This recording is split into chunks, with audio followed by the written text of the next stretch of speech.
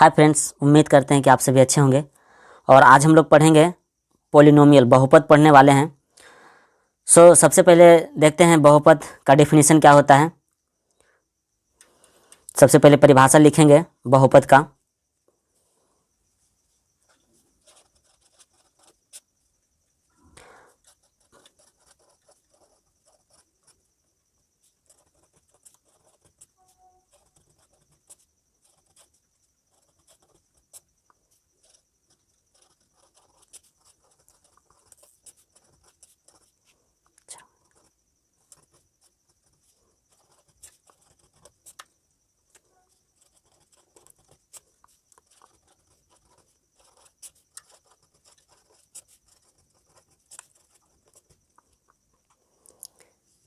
तो बहुपद किसे कहते हैं, देखिए यहाँ पे चरों का वैसा बीजीय व्यंजक जिसमें चरों x, y, z का घात हमेशा धनात्मक पूर्णांक होता है।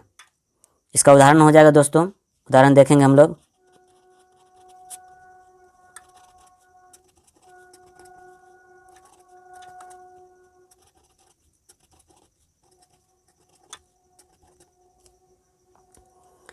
उदाहरण हो गया 2x² + 3x + 2, ये हो गया।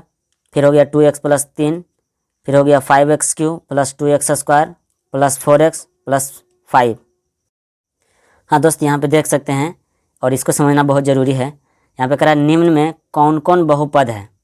तो जैसा कि दोस्तों बताएं कि बहुपद बीजीय व्यंजक वैसा बीजीय व्यंजक होता है जिसमें चरों का घात हमेशा धनात्मक पूर्णांक होता है। तो आइए यहाँ पे देखते हैं और पहचानते हैं कि कौन बहुपद है और कौन बहुपद नहीं है। देखिए p(x) यहाँ पे एक दिया हुआ 2x² + 5x + 7।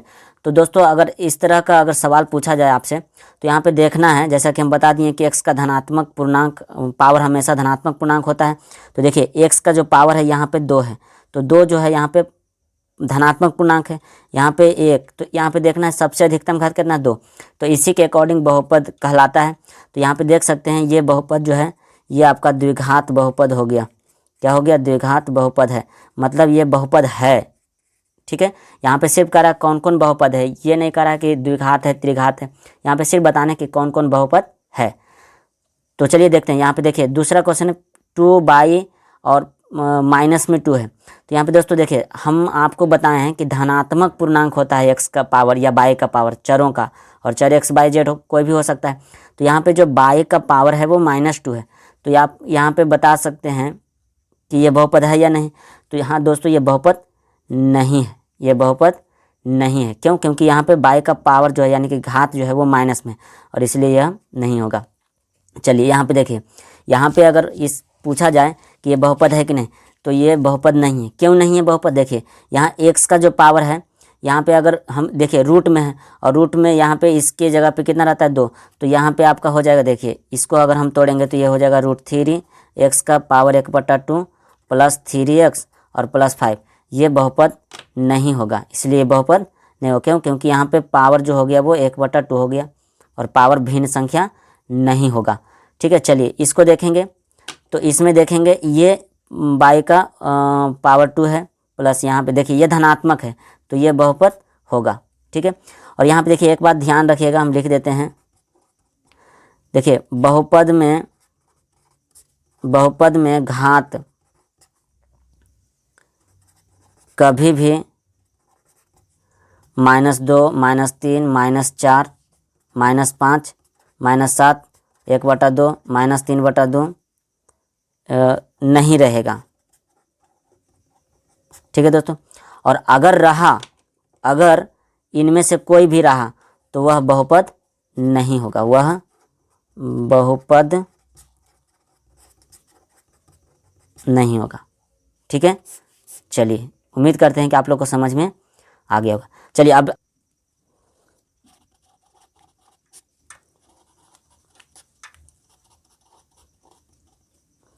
बहुपद को p(x), r(x), p(y), g(y), r(y) से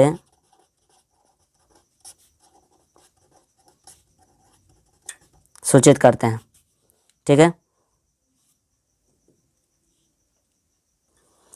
अब देखेंगे बहुपद का घात।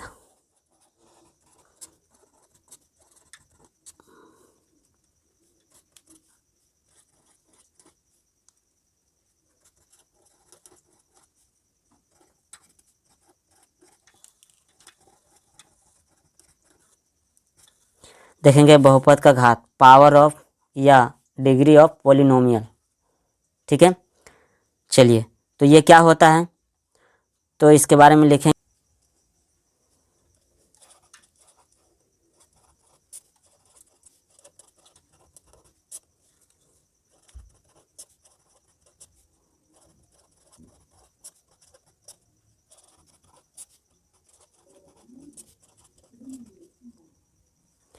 बहुपद के उच्चतम घात को बहुपद का घात कहते हैं। ठीक है,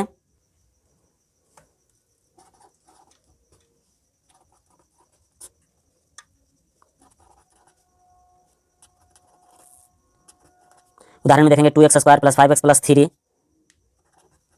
में x का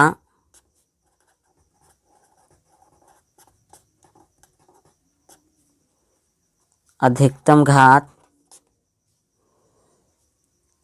2 है। ये 2 है, अतः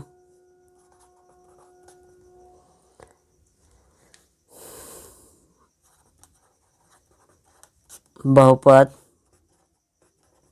p ऑफ x ये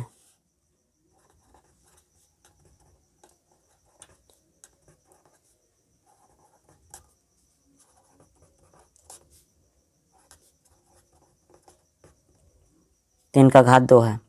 ठीक है, देखें यहाँ पे 2x² + 5x + 3 में x का अधिकतम घात 2 है। कितना है? 2। ये अतः बहुपद p ऑफ x बराबर 2x² + 5x + 3 का घात कितना होगा? 2। ठीक है, उम्मीद करते हैं समझ में आ रही होगी। अब देखेंगे बहुपद का शून्यक, जीरो ऑफ पॉलिनोमियल। तो आइए जानते हैं बहुपद का शून्यक क्या होता है। चलिए इसको डिफाइन करने का प्रयास करते हैं। लिखते हैं x का वह मान जो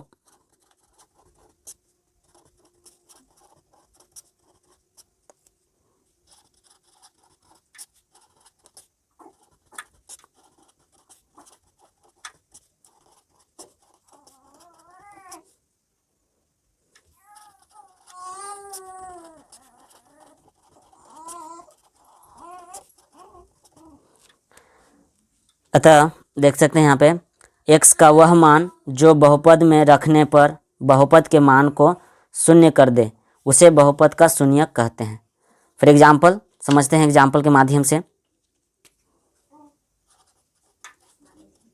जैसे एक बहुपद लेते हैं p ऑफ x बराबर 2x² - 5x + 3।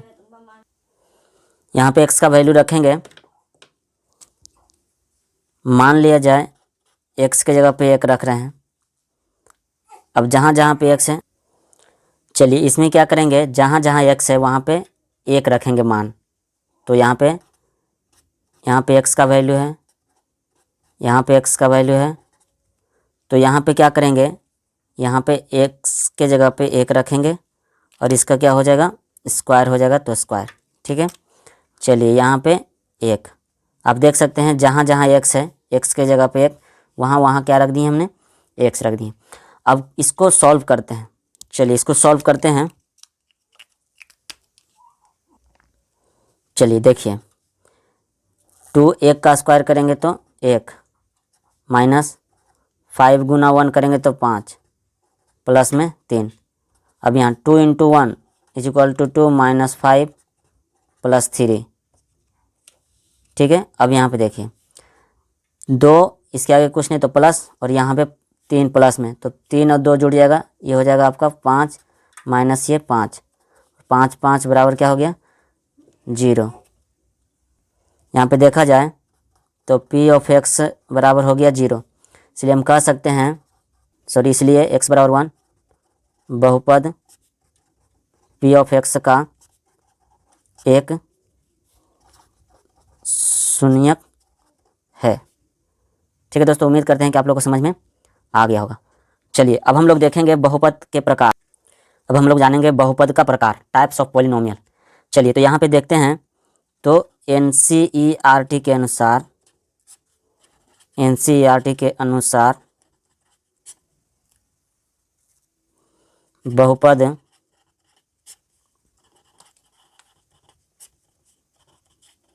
मुख्यतः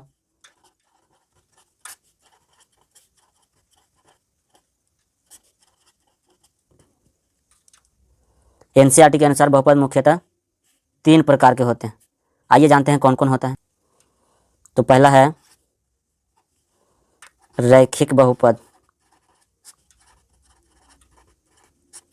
या इसको बोलते हैं एक घातीय बहुपद। दूसरा है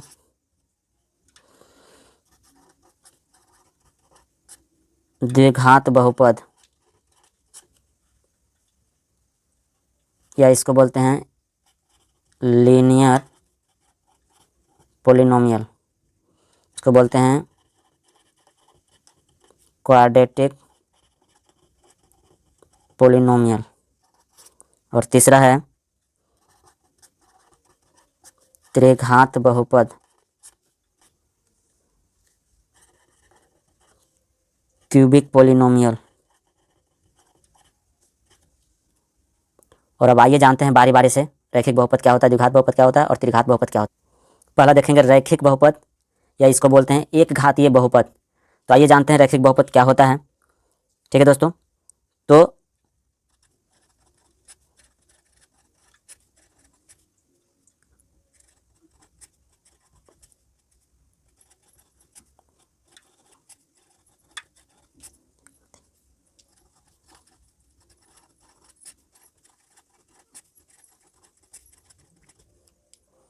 जिस बहुपद का घात 1 हो उसे एक घातीय या रैखिक बहुपद कहते हैं।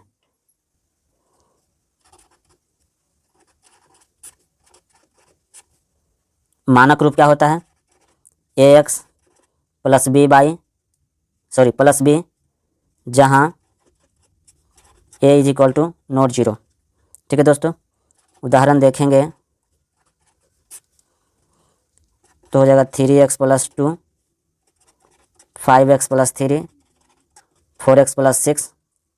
ठीक है, यहाँ पे देख सकते हैं, यहाँ x के घात कितना है, 1 है। अधिकतम घात कितना है दोस्तों, 1 है। अगर इसका शून्यक हम लोग देखेंगे तो 3x प्लस 2 बराबर 0 करके शून्यक निकालेंगे। यहाँ हो जाएगा 3x बराबर, ये प्लस में इधर जाएगा तो माइनस में, इसलिए x बराबर हो जाएगा -2, इधर गुना में, ये भागा में, ये आपका हो गया शून्यक। ठीक है दोस्तों, यहाँ पे ध्यान देंगे, रैखिक बहुपद या एक घातीय बहुपद का जो शून्यक होता है वो केवल और केवल एक शून्यक होता है, क्योंकि यहाँ x का पावर 1 है। तो यहाँ पे लिख सकते हैं नोट में कि रैखिक बहुपद का एक शून्यक होता है। ठीक है, जो ये आप देख रहे हैं यहाँ पे, ये आपका शून्यक हो गया। उम्मीद करते हैं कि समझ में। देखेंगे द्विघात बहुपद, तो द्विघात बहुपद, या इसे इंग्लिश में बोलते हैं क्वाड्रेटिक पॉलिनोमियल। तो आइए जानते हैं द्विघात बहुपद का डेफिनेशन क्या होता है।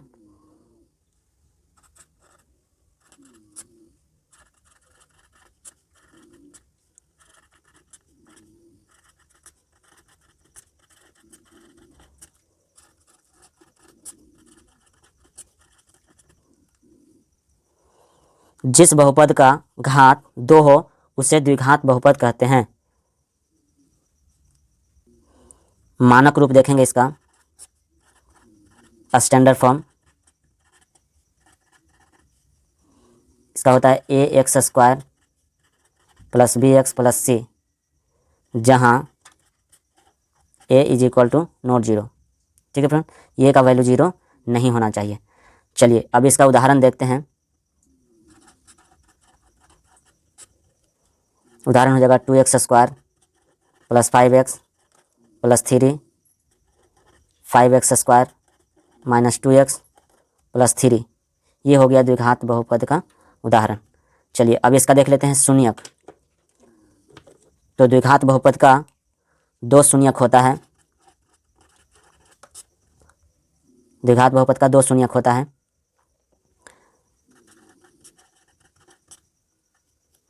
द्विघात बहुपद का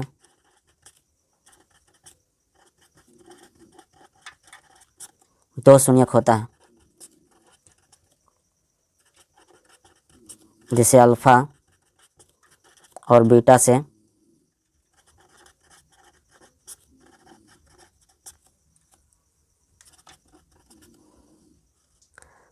शून्यक में देखेंगे द्विघात बहुपद का 2 शून्यक होता है।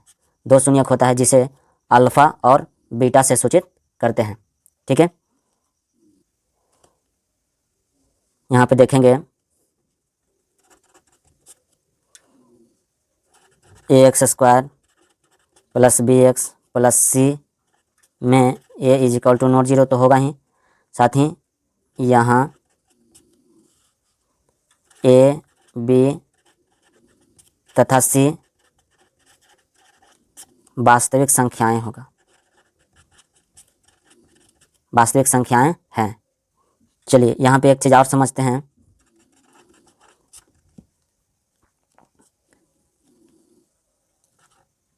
यदि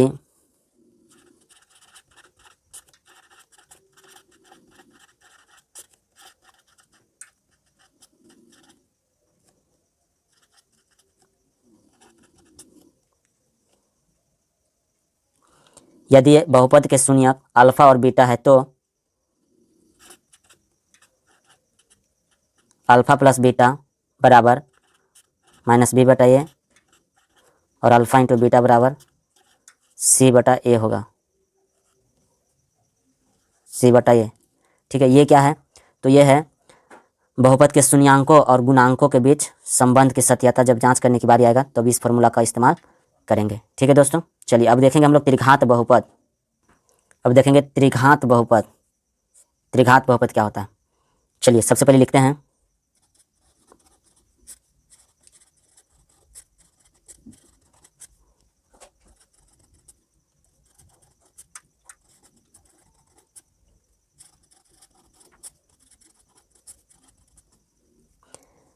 देखिए यहाँ पर डिफिनीशन देखेंगे, जिस बहुपद का घात 3 हो, अधिकतम घात कितना हो? 3 हो, 3 हो, उसे त्रिघात बहुपद कहते हैं। उदाहरण देखेंगे,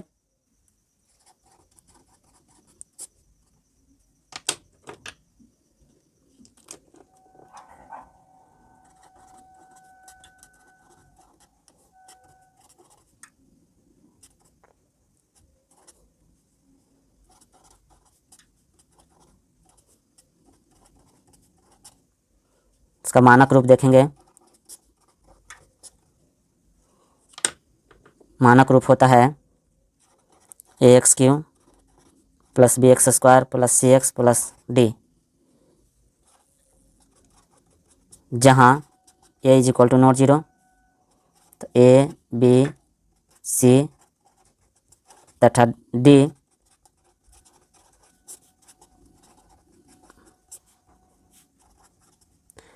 वास्तविक संख्या है। देखेंगे जहाँ a is equal to not zero तथा a b c तथा d वास्तविक संख्याएं हैं। कौन संख्याएं?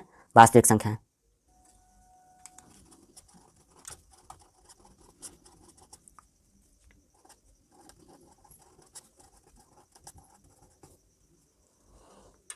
त्रिघात बहुपद के 3 शून्यक होते हैं।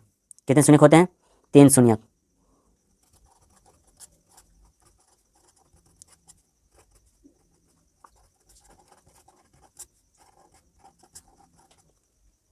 जिसे अल्फा, बीटा और गामा से सूचित करते हैं। शून्यांकों और गुणांकों के बीच संबंध देखेंगे, relation between zeros and coefficient. ठीक है, चलिए यहाँ पे अल्फा, बीटा और गामा, अल्फा, बीटा और गामा